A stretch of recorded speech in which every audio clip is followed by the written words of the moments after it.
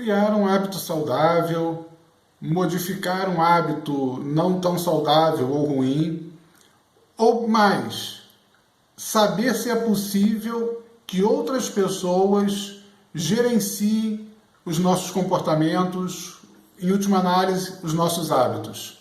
É isso que nós vamos ver hoje aqui no canal Magia Mental, logo depois da vinheta.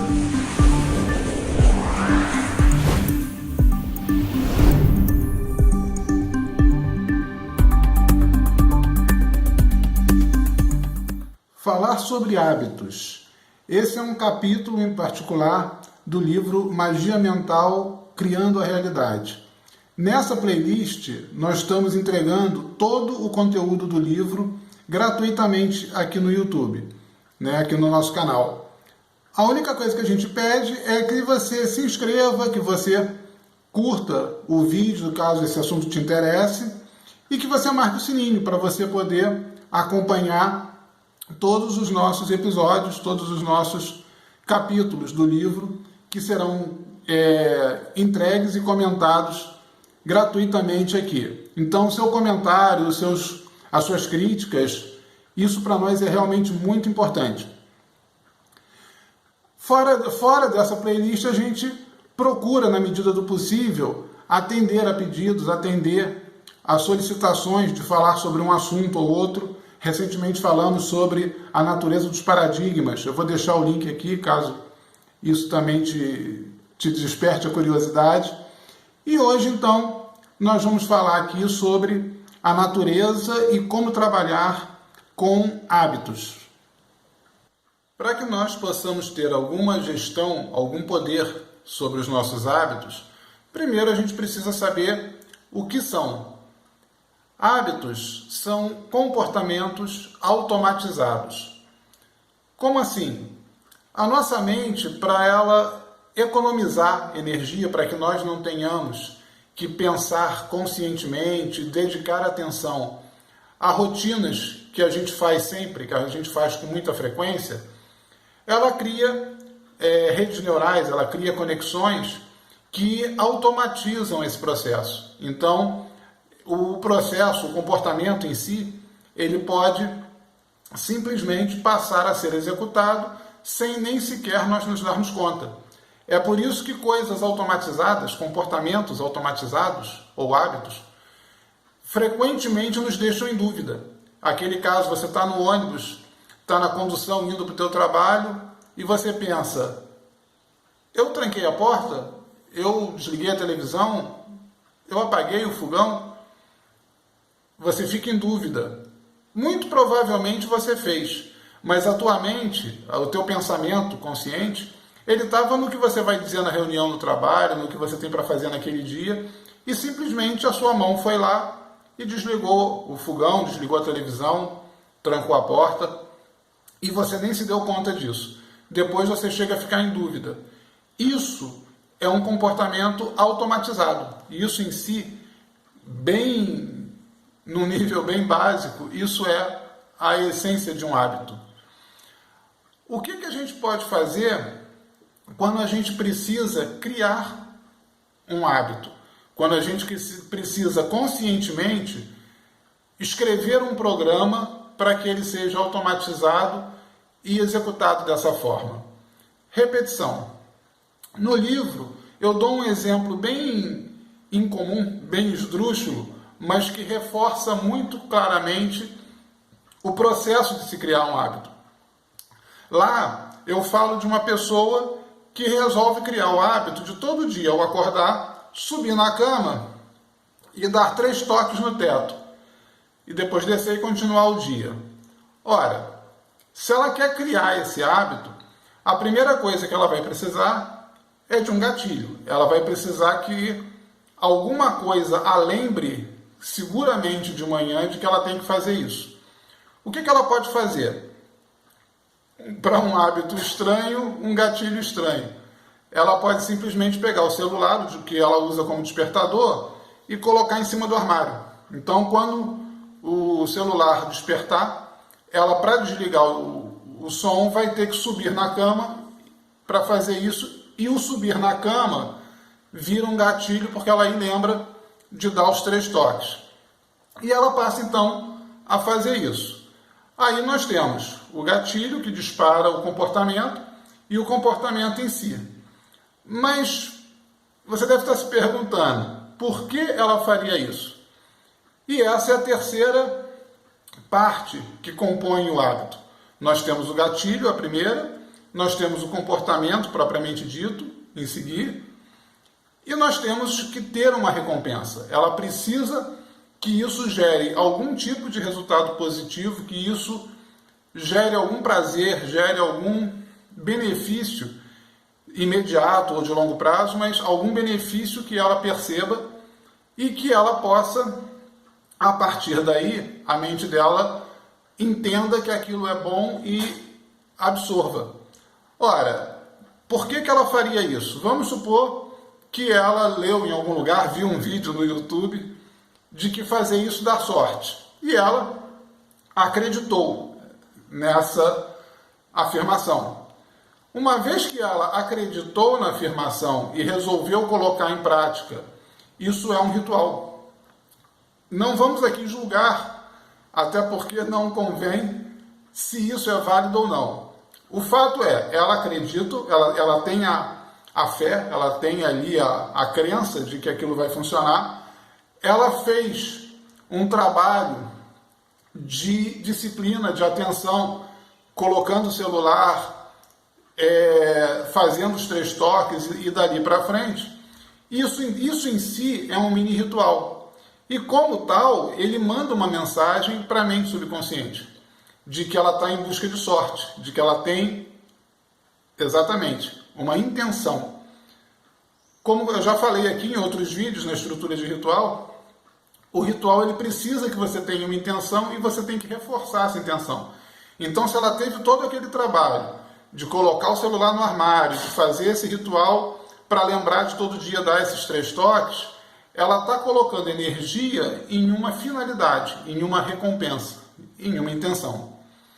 Ora, a partir do momento que a mente entende que ela está em busca dessa recompensa, que ela está em busca dessa intenção, na pior das hipóteses, essa mesma mente vai começar a selecionar coisas boas que aconteceram no dia e que antes ela deixaria passar despercebidas. Ou seja, ela vai chegar em casa com a sensação, puxa, meu dia foi melhor mesmo.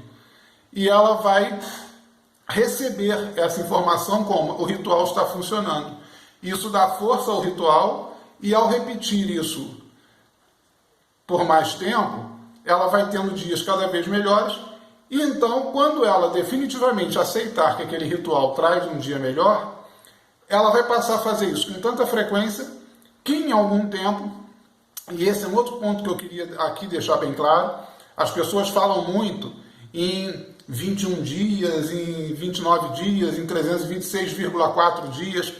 Não existe um consenso para o tempo da repetição virar um hábito. Isso tudo varia segundo vários outros fatores. Segundo o valor que você coloca, segundo a necessidade que você imprime, segundo uma série de detalhes que torna essa conta um pouco mais complexa. O fato é, vamos dizer, depois de 3 meses, com certeza é menos que isso, mas depois de 3 meses fazendo isso, ela já não vai mais precisar colocar o despertador em cima do armário. Simplesmente porque ela vai automatizar esse processo e aí vai cair naquele caso que eu falei no início. Ela muito provavelmente vai chegar um dia no trabalho, eu hoje dei os 3 toques, porque aquilo terá sido automatizado. Então, o que ela fez foi um pequeno ritual e ela criou um hábito que de alguma forma traz para ela algum benefício. E aí a gente não vai nem discutir a natureza sobrenatural ou não desse ritual. Se com isso ela tinha uma vida cinza, uma vida meio triste, e ao fazer esse ritual ela começou a perceber que há coisas boas, que há coisas positivas acontecendo o tempo todo, e ela se tornou uma pessoa mais alegre, simplesmente o ritual funcionou. E você pode fazer isso, sim, com coisas estranhas, com coisas simples. Não precisa, um ritual não precisa necessariamente de toda aquela pompa, todos aqueles ingredientes super difíceis. Não, você pode fazer ritual com um copo d'água, você pode fazer ritual dando toques no teto, você pode fazer rituais com coisas muito simples, desde que você tenha uma fundamentação, desde que você tenha um método, desde que você tenha um processo. Mas é claro que não foi só para aprender pequenos rituais simples que a gente vai trabalhar com hábitos. Se você é uma pessoa menos mística, menos mágica, a gente pode criar hábitos saudáveis utilizando mais ou menos esse mesmo princípio. Por exemplo, eu conheço muita gente que fala que gostaria de começar a fazer ginástica, que gostaria muito de perder um pouco de peso e de ter hábitos saudáveis, e ter hábitos saudáveis, e ter hábitos saudáveis. Ora, por que não cria um hábito saudável? Por exemplo, qual o horário que você tem para fazer uma caminhada no teu bairro? Fazer uma caminhada de 2, 3 quilômetros no teu bairro. É antes de dormir, é entre a hora que eu chego do trabalho e a hora que eu vou dormir. Poxa, bacana. Então o que você precisa, como nós vimos no caso do toque no teto?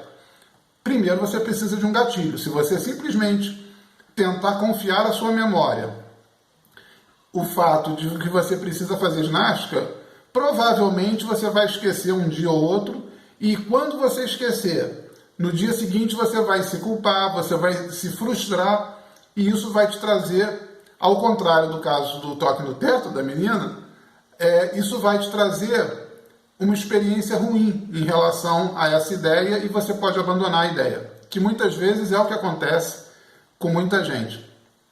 Então você precisa de um gatilho, você precisa que algo seguro te lembre que você tem que fazer a ginástica.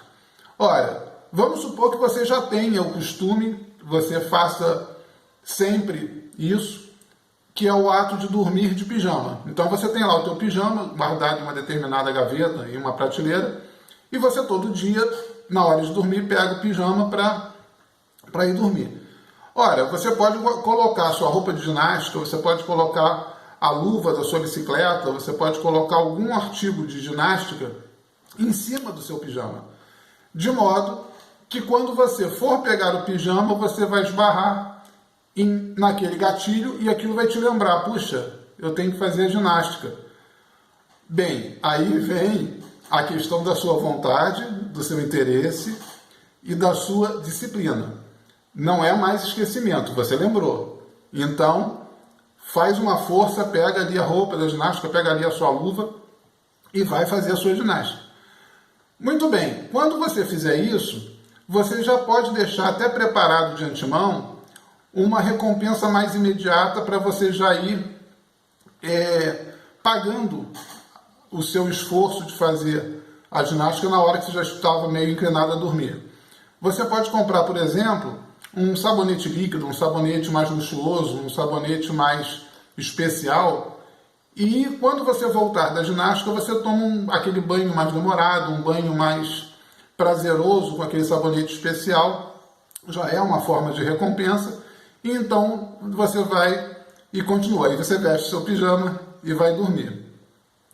Você vai fazer isso todos os dias. Então, todos os dias, quando você for lá pegar o pijama, você vai pegar a roupa, vai pegar o utensílio de ginástica, vai se lembrar e vai fazer a ginástica. Depois de algum tempo, vamos pegar aqueles 3 meses de novo, depois de algum tempo, o que vai acontecer? Você vai automatizar esse processo, só que aí, além daquele banho especial que você vem se permitindo como uma forma de celebração, como uma forma de última etapa de um ritual, que é a celebração, você começa a ter os benefícios da própria ginástica. Então você começa a perceber que os teus dias estão sendo menos cansativos, porque o teu corpo está se acostumando com uma rotina de trabalho um pouco mais elaborada. Você vai começar a ter outros tipos de sensações de bem-estar, e isso também vai se incorporando ao hábito e ao ritual como uma forma de recompensa. Passado algum tempo, você já não vai mais precisar guardar ali as tuas luvas, as tuas roupas de ginástica junto com o pijama. Você já vai automaticamente pegar a roupa de ginástica e talvez aí você já comece até a utilizar a roupa de ginástica como gatilho para um outro hábito que você queira criar, porque aquele já vai estar interiorizado. E aí eu estou falando de muito tempo. Estou falando de uma prática já de 1, 2 anos, para que você tenha isso muito bem interiorizado. Que, aliás, isso é outra coisa que é muito importante sobre a estrutura do hábito. Existe um livro que, inclusive, é bibliografia no Magia Mental, Criando a Realidade, que é o livro Quebrando o Hábito de Ser Você Mesmo, do Dr. Joe Dispenza. Nesse livro, ele fala uma estrutura muito interessante, que é o que ele chama de saber, saber como e sabedoria. Esse saber como aí, ele deve estar muito ligado à tradução, porque ele soa muito melhor se eu falasse know-how do que saber como. Porque é a ideia, mais ou menos. O saber, ele se refere à informação comum, aquilo que você hoje consegue, estalando os dedos, seja no YouTube, seja no Google, você consegue informação com muita facilidade hoje em dia. Só que essa informação, ela não pertence a você, ela não faz parte da tua natureza, eu diria que ela não faz parte da sua realidade, nesse estágio que o Joe Dispenza chama de saber.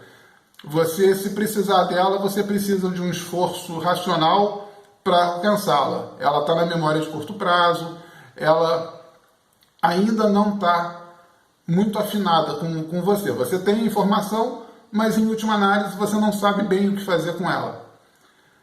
Saber como está muito ligado realmente à ideia do que a gente usa aqui, a expressão inglesa know-how, que é a informação quando ela já está introjetada. Então já é aquela informação que você responde na ponta da língua. Poderíamos chamar aqui também, poderíamos fazer uma tradução, grosso modo, de ponta da língua, porque é aquilo que quando você é arguído, você responde de pronto, você não precisa necessariamente pensar, ela já está ali afinada com você. E o que ele chama de sabedoria, que é quando você se torna essa informação, ou quando essa informação se torna parte de você. E isso aí tanto vale para hábitos e para comportamentos e para coisas positivas, como a gente está falando aqui, como também funciona com coisas negativas. São aqueles estágios. Em um outro vídeo eu falei sobre a questão do medo, que você ter medo na hora do perigo é saudável, é perfeito. Você muda as suas configurações, sai da situação e está tudo bem. Quando esse medo se torna, como atualmente muita gente passa por isso, de longo prazo, quando você fica meses com medo de algo, como perder o emprego, como de terminar um relacionamento, o que acontece? Esse medo, ele introjeta, ele passa para o know-how, ele vira um medo na ponta da língua, por assim dizer.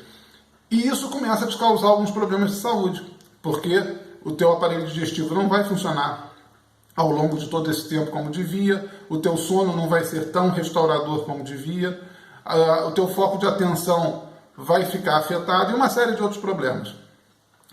Quando isso se torna crônico, ou seja, quando você passa 10 anos sob esse medo, você passa a ser o medo. Quando você vai assinar um documento, a tua mão sozinha escreve medroso. E aí, a forma de você depois reverter isso não é impossível, mas a forma de você reverter isso se torna bem mais trabalhosa, bem mais difícil.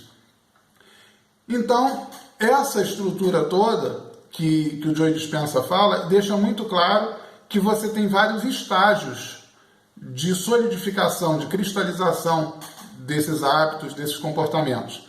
Então, para você realmente confiar de que aquilo vai funcionar como um relógio, leva um certo tempo. Que aquilo vai funcionar bem, é rápido, é esse tempo que a gente diz que não tem aí um estudo que aponte exato, que tem muitas variáveis, mas a longo prazo, 2, 3, 10 anos de um hábito, essa cristalização, essa naturalidade do hábito se torna muito mais forte. E isso também vale para coisas que você tem como crenças, como dúvidas, como uma série de coisas que tanto ajudam ou atrapalham, dependendo aí da natureza de cada uma delas. E para modificar ou eliminar um hábito que não esteja nos fazendo muito bem? Isso também é possível. O que você vai ter que analisar com muito cuidado é que o caminho mais fácil normalmente é você mexer no gatilho, é você eliminar ou deslocar o gatilho para que esse hábito não aconteça, para que esse comportamento não venha a acontecer. A questão é que muitas vezes o gatilho está fora do nosso alcance. Uma coisa que eu falo muito aqui no canal, que a gente não deve gastar energia com coisas que estão fora do nosso alcance, estão fora da nossa gestão. A gente deve dirigir toda a nossa atenção para aquilo que a gente pode mexer. Então, eu posso decidir se eu vou botar uma blusa preta ou se eu vou botar uma blusa azul. Eu tenho uma blusa azul, eu posso escolher. Então, isso está dentro do meu poder. Eu não posso fazer nada sobre a chuva, por exemplo. Está chovendo, eu preciso sair. Ou eu não saio, desmarco meu compromisso, ou eu saio na chuva. Eu não tenho gestão sobre a chuva. Então, eu tenho que focar toda a minha atenção no que eu posso fazer, não no que eu não posso. Porque a partir do momento que eu começo a bater na tecla do eu não posso, eu vou entrar no processo de só reclamar. Reclamação vai dirigir minha atenção para algo que eu não gosto e eu vou acabar atraindo mais do que eu não gosto. Então, só um parêntese aqui para deixar claro que a gente deve focar a atenção naquilo que a gente pode mexer. E nem sempre a gente pode mexer no gatilho. Por exemplo, no livro eu cito o exemplo de um caso de um gerente de banco que, como qualquer gerente de banco, ele tinha meta mensal de vendas dos produtos, das aplicações financeiras, dos negócios dele. E caso ele não batesse, ele perdia um comissionamento que no orçamento dele faria falta. Então ele tinha lá uma perspectiva, ele tinha lá um cálculo de que ele tinha como meta diária para fazer para que chegasse no final do mês com o resultado atingido. Quando ele não atingia aquela meta diária, ele tinha uma sensação de perda, uma sensação de frustração, uma sensação de ansiedade tão grande que ele chegava em casa num estado de humor péssimo. E isso causava problemas com a família, causava problema com a esposa, ele não interagia devidamente com o filho, enfim. Ele tinha problemas domésticos com isso. Então ele, sem perceber, começou a tentar evitar esses problemas, saindo do trabalho no dia que ele não bateu a meta e entrando num shopping para tentar esparecer. O que acontecia? Ele entrava no shopping, aí comprava um presentinho para a esposa, comprava um brinquedinho lá para as crianças, comia lá umas bobagens na praça de alimentação e o humor dele se estabilizava. Quando ele chegava em casa, ele já estava mais equilibrado e sempre levando alguma coisinha para a mulher, para as crianças, e com isso ele achou que tinha resolvido o problema. O que começou a acontecer? Quando chegava no final do mês, ele começava a ter problemas financeiros de não ter recursos para fazer as próprias aplicações, ou às vezes não tendo aquela mesma sobra que a meta atingida lhe dava. Por quê? Porque ele estava gastando frequentemente um dinheiro extra nos shoppings quando ele saía do trabalho nos dias ruins. Ora, então ele precisava quebrar esse hábito do shopping porque esse hábito estava lhe fazendo mal. Mas ele não podia mexer no gatilho, porque se ele pudesse bater a meta todo dia, é claro que ele bateria, então vai sempre haver os dias em que a meta não é atingida. E ele não podia abrir mão da recompensa, ele não podia chegar em casa de um estado de humor horrível e causar aquele desconforto para a família dele. O que sobra para ele mexer? O comportamento. E ele achou uma solução. Ele simplesmente percebeu lá entre as contas que ele já pagava, como despesas fixas, ele percebeu que ele tinha um clube e que esse clube ficava no caminho entre o banco e a casa dele. Então, ao invés dele ir ao shopping, ele passou a ir ao clube e fazer atividades esportivas, nadar, jogar tênis, jogar alguma coisa, fazer uma caminhada, fazer uma corrida. Começou a utilizar as atividades esportivas do clube no lugar do shopping.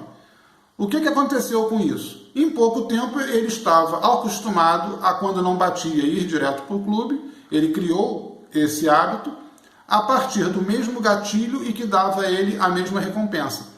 Com um detalhe: depois de um tempo, as atividades esportivas ainda começaram a trazer os próprios benefícios de uma vida saudável e houve uma melhora ainda maior do que a que ele estava esperando.